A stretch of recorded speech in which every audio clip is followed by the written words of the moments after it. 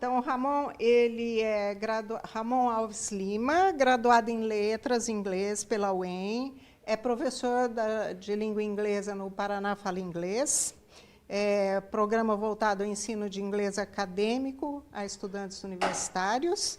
E, durante a graduação, ele desenvolveu projetos relevantes, ele pode contar um pouquinho depois, tem experiência no ensino online e vai falar, como eu disse para vocês anteriormente, sobre o domínio da língua estrangeira no processo de internacionalização. Antes do Ramon se apresentar, a Ana Beatriz faltou, me tirou o ritmo aqui, né? Tá, ó, informo que vocês inscritos, os participantes inscritos, poderão retirar seus certificados na DEX, no site da DEX, a partir de outubro, tá? No final do evento, a gente vai ter um sorteio de prêmios para os presentes. E eu queria falar para vocês, assim, rapidamente, que além das universidades que a gente tem acordo, que são mais de 80 universidades, a UEM também participa de redes de cooperação. Tá? Depois eu vou mostrar algumas para vocês. E nessas redes de cooperação, a gente tem a oportunidade de ter ação de internacionalização, de enviar alunos para a mobilidade com mais de 200 universidades latino-americanas. Tá? Então, às vezes, vocês se interessam por alguma universidade, não está ali na nossa relação de acordos vigentes, mas tem que prestar atenção também nas redes de cooperação. Ok? Então, vamos lá, Ramon, por favor. Obrigado. Olá, pessoal, boa tarde. Conheço alguns de vocês aqui, não todos. Acho que tem bastante pessoal calouro aí, né, também. Vamos lá? Então, hoje eu vou falar, como a professora Lilian falou, sobre o domínio da língua estrangeira, né, a importância do inglês, do uso do inglês nessas oportunidades que a gente tem, né, como aluno da universidade, de ir para fora e conseguir, né, expandir o nosso arcabouço acadêmico, né. Então, eu posso começar dizendo que a minha fala ela vem contribuir assim, para o que já tem sido discutido até agora, dessa importância, né, da mobilidade acadêmica, é muito importante. E falar um pouquinho mais sobre a língua inglesa mesmo. Né? Eu acho que quem já teve a oportunidade de sair, né, eu consegui ouvir um pouco da sua apresentação, né, e você deve entender como que o inglês é importante nesse processo, né, nessa sua experiência lá. Então, pode passar. Vou falar um pouquinho sobre mim, os contextos de atuação, primeiramente. Então, eu atuo no Paraná Fala Inglês, como a professora Lilian mencionou. Então, a cada semestre a gente tem turmas diferentes, né? Esse programa é um programa muito interessante para vocês, tá? É um programa de internacionalização da universidade, um programa gratuito de ensino de idiomas. Então, ele acontece todos os semestres na universidade. Esse semestre eu estou com as turmas de EMI, English as a Medium of Instruction, STEM, que é o inglês para as exatas, né?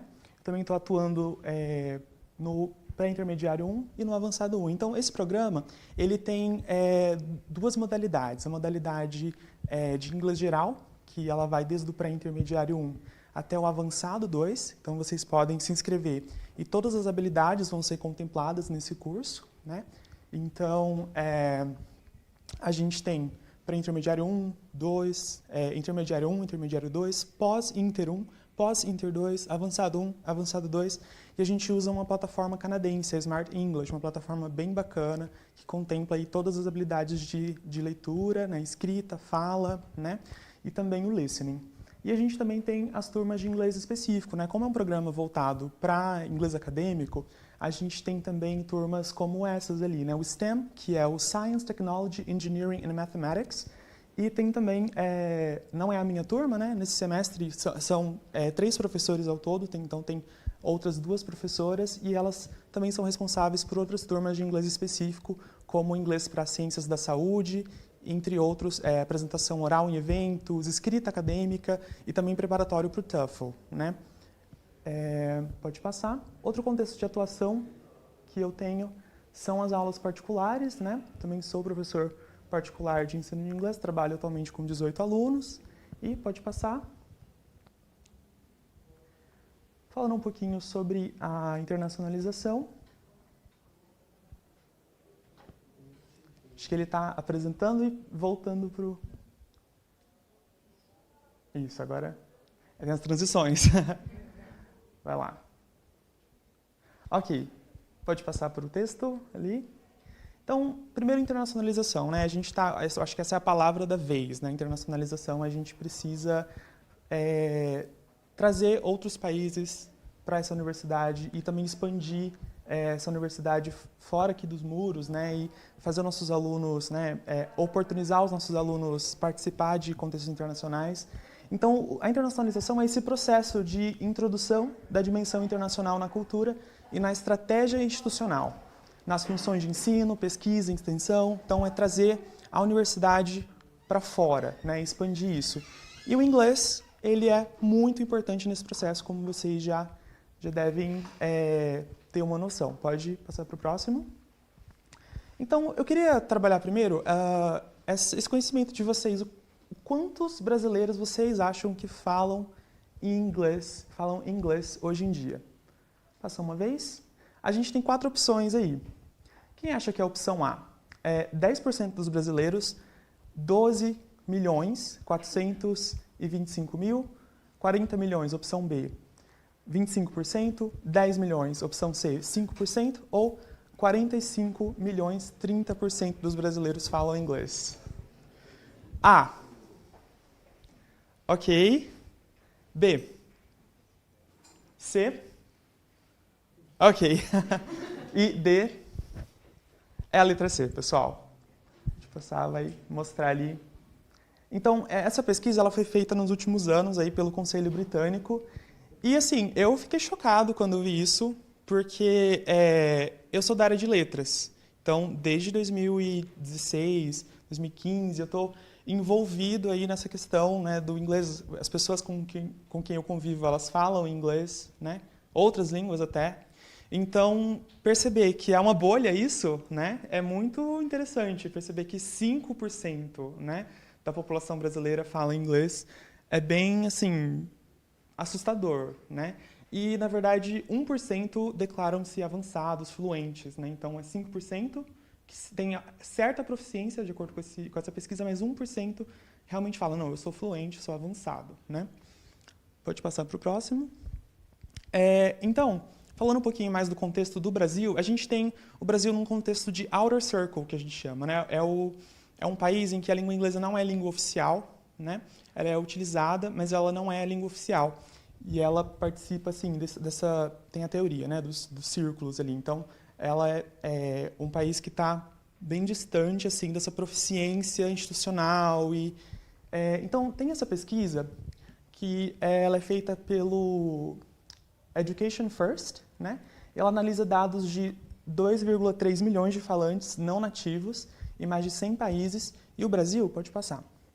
O Brasil está na 59ª posição nesses 100 países, né, nas regiões do mundo com nota 50, e isso equivale a um nível baixo de proficiência em inglês, né, como a gente pode ver, 5%, né, dos brasileiros se declaram falantes de inglês, e pode passar. Aqui a gente tem a posição do Brasil, ele está lá na cor amarela, né, então a gente tem Holanda, Suécia liderando o ranking de países com proficiência em língua inglesa, Dinamarca, Singapura, África do Sul, Finlândia. Então, o Brasil está na posição 59, né? Então, cabe a gente tentar mudar, né, esse quadro. Pode passar para o próximo. E aí, uma pergunta que a gente tem assim, mas eu quero aprender inglês. E aí, eu vou aprender o inglês britânico ou americano? Né? Eu tinha esse pensamento, né? Essa escola, ela é voltada para o inglês americano, para o inglês britânico? Que material é esse? Ele é americano ou britânico? A gente tem sempre essa dualidade, né, essa questão. Mas é interessante mencionar, pode passar, que já vou falar um pouquinho sobre essa questão do britânico e americano, mas antes disso, aqui a gente tem os principais países onde a língua inglesa é oficial. Então, ali em rosa a gente tem em destaque, né, 55 países onde a língua inglesa é a língua oficial. Então, ela não é a língua mais falada no mundo por nativos, né? Então, a língua mais falada no mundo por nativos é o mandarim, seguido do espanhol, e então a língua inglesa, né? Mas ela é a língua mais aprendida no mundo. Então aqui a gente tem Canadá, tem alguns estados dos Estados Unidos em que inglês não é língua oficial, por incrível que pareça. Então alguns estados dos Estados Unidos, porque língua oficial é um conceito diferente de língua de uso, né? Então alguns estados dos Estados Unidos, Canadá, Austrália, Índia, a gente tem ali 55 países como língua oficial, mas como língua de uso, né, contando falantes nativos e não nativos, considerando eu, por exemplo, como um falante de língua inglesa, aí sim o inglês é, de longe, né, a língua mais falada no mundo, né, a língua mais aprendida no mundo, se pode dizer assim. Pode passar? E aí a gente vem com a ideia de inglês como língua franca. Pode passar para o texto. Então, do total de artigos publicados em revistas científicas em 2020, 95% foram escritos em língua inglesa e somente 1% em espanhol e português. Então, a gente pensa assim que, né, bastante pesquisa é publicada em inglês, mas não tem esse número, né, que 95%, na verdade, são publicados em língua inglesa. E, assim, na verdade, na Cielo, né, eu acho que no último ano teve mais publicações em língua inglesa do que em língua portuguesa no Brasil, né? Então, isso é bem interessante de observar. E o inglês como língua franca, né, que eu acabei não mencionando, mas pode voltar. A ideia, na verdade, de que a gente não está associando a língua a um determinado país, né? Aquela questão do inglês britânico e americano. Na verdade, o inglês é uma língua internacional. Ela já ganhou esse status de língua internacional, de língua de comunicação em determinados contextos sociais, né? Nas instituições. Então, a gente entende, né? Esse dado traz que a língua inglesa ela é a linguagem acadêmica, a língua da academia, né? As publicações elas são feitas em inglês, então já ganhou esse espaço. Ela é a linguagem dos negócios, as negociações elas acontecem em inglês. Então, em contextos internacionais, mesmo alunos que vão para o Peru, né, como a gente viu o exemplo, as pessoas acabam utilizando o inglês como língua franca, como língua de comunicação entre diferentes povos. Então, eu não sei espanhol, eu não sei francês, mas eu sei inglês, então eu consigo me comunicar com uma pessoa que fala francês, que fala espanhol, utilizando essa língua como uma língua de contato. E aí que vem a ideia de língua franca, essa língua de contato. Então, o inglês é uma língua internacional e é a língua franca, né? A língua internacional para o uso em diferentes contextos acadêmicos e de mobilidade, né? Então, por isso é muito importante, mesmo que eu vou para a Alemanha, né? Eu tenho, assim, de cabeça esse dado de que 90% dos alemães falam inglês, né?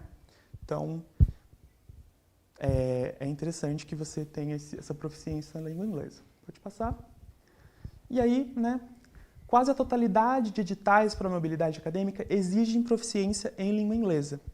Então, não é só nessa questão de, eu vou passar sufoco sem o inglês. Na verdade, você nem vai, né? Porque a maioria dos editais de mobilidade, eles exigem proficiência, muitas vezes B1 ou B2 de língua inglesa comprovada por testes internacionais, como o TOEFL. O TOEFL é um dos mais pedidos em processos seletivos de mobilidade, mesmo para países onde a língua inglesa não é oficial. Então, um aluno meu, ele está na Alemanha agora, eu acho que inclusive pelo programa, né? E ele precisou ter aulas comigo, particulares ali, para melhorar a proficiência no TOEFL, para ele conseguir, né? Teve que correr ali atrás um pouco, ele era um aluno A2, no começo do B1, e ele precisou fazer ali um intensivo para conseguir passar nesse edital, porque o edital ele exigia, né, comprovação de B1. Né? Então, o que é isso? Pode passar. A gente tem o Quadro Comum Europeu de Referências para Línguas. Né? Então, esse quadro vocês já devem ter visto em algum lugar, já devem ter ouvido falar dessas letras e números. Né? Mas quando a gente começa a estudar um idioma, a gente começa no A1. Então, a gente é iniciante, começa aprendendo o presente simples ali, né? A falar sobre nós mesmos, começa a trazer informações pessoais, falar de onde mora, o nome, onde vive, depois passa para os demais níveis, né? E sempre acrescentando vocabulário. No A2, a gente começa a ver diferentes tempos verbais, né? Past simple, future, né, no caso do inglês, mas em todas as línguas, né, esse quadro é para línguas de forma geral. O B1 e o B2 são os níveis intermediários, né? Então, eu acho que quando a gente olha esse quadro, a primeira pergunta que vem à mente de vocês é qual nível eu tô, né? Eu sou A2, eu sou B1, eu sou B2, eu sou C1, né? Então, assim, eu vou fazer algumas perguntas para ver se vocês conseguem ir identificando, né? De acordo com na verdade, esse quadro como europeu, ele é muito importante na seleção de materiais escolares, né? De qual material você vai utilizar, de quais oportunidades você vai participar ou não, né? De acordo com os editais que são exigidos. Então, assim, cada um desses níveis ele tem um detalhamento ali de o que se pode fazer com o idioma de acordo com aquele nível, né? Então, no B1, você já deve ser capaz de utilizar o presente da língua inglesa, né? O futuro, consegue falar sobre o futuro, consegue fazer planos para o futuro. I will travel next year. Consegue falar sobre o passado, já começa a distinguir o past simple do present perfect, o futuro, você já consegue distinguir will, going to. No presente, present simple, present continuous. Então, você já tem esse domínio ali dos tempos verbais, já consegue, quando no A1 e no A2 você estava vendo vocabulários como mother, father, son, daughter, ali no B1 você já consegue expandir isso, né? E não só na questão do vocabulário de família, mas em todos os vocabulários você já consegue, né, usar palavras como aunt, uncle, sister-in-law, cousin-in-law, né? Cousin, isso, e assim por diante. Então, esse é o nível B1. Você consegue... Quando você termina o nível B1, na verdade, é ali onde a gente chama de fluência, né? Porque a fluência nada mais é do que você conseguir falar sobre si mesmo, conseguir falar sobre questões do dia a dia, sem ter pausas na sua comunicação, né? Sem ter problemas, ruídos. A pessoa que está te ouvindo também, ela não precisa parar o dia dela para te ouvir, te ajudar, tentar te ajudar, então você consegue se comunicar de forma natural. Claro, muita gente entende assim que a fluência ela lá no C2, né? Então, eu tenho uma turma de avançado no Paraná Fala Inglês e eu pergunto para eles, vocês são fluentes? E eles, não, eu não sou fluente por conta disso, disso e daquilo. E explicando por que eles não são fluentes de forma fluente em inglês, né? Eu não sou fluente porque eu não consigo fazer isso ainda, não sei o que lá, não consigo, eu não me sentiria confortável fazendo doutorado no exterior. Tá, mas você está explicando todos esses motivos de você não ser fluente em inglês de forma fluente, né? Então, na verdade, a fluência ela vem ali no final do B1, no começo do B2, né? E o B2 ele já começa a expandir mais. Você vê todos os tempos verbais da língua inglesa, você já começa a trabalhar gêneros textuais, né, de diferentes níveis de formalidade, nuances da língua, né? E C1 e C2 também avança mais ainda para os níveis avançado e proficiente. Pode passar. É isso, pessoal. Assim, espero ter trazido assim algumas contribuições aí para a importância da língua inglesa, né, nesse contexto acadêmico e, mais ainda, nesse contexto acadêmico internacional, né? Muito importante a gente se atentar para essa importância e também tentar mudar esse quadro no Brasil, né, que são apenas 5% dos brasileiros que falam inglês. Então, se você fala, parabéns, né, você faz parte dessa minoria aí de pessoas que têm proficiência. E, né, em oportunidades internacionais, como a gente está aqui no Mobility Day, para mobilidade acadêmica é algo indispensável, né? É isso, obrigado.